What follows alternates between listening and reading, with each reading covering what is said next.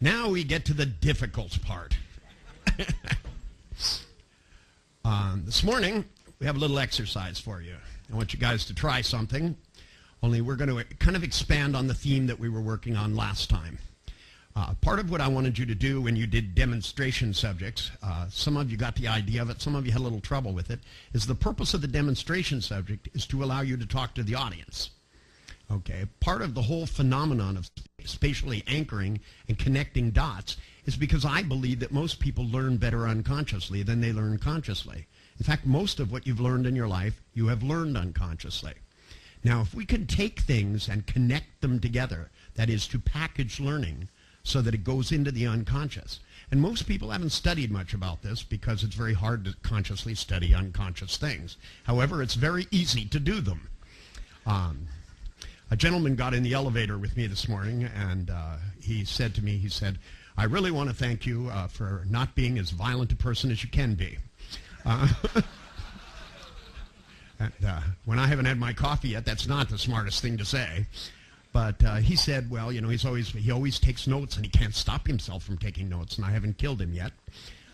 He said, but he's been working with other people in here and learning to trust his unconscious and discovering that things are, in fact, going in.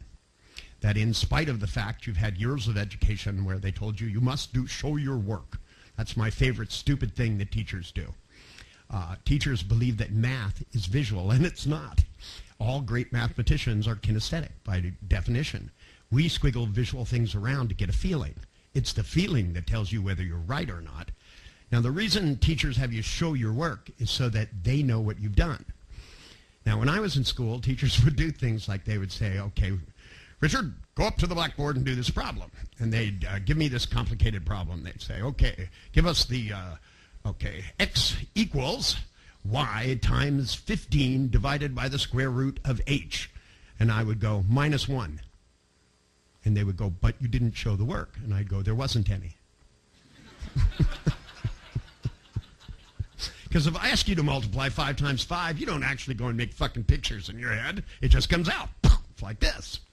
And when things come from the unconscious automatically, this is the very mechanism that works. Now, if you don't teach people things right, it won't come out automatically.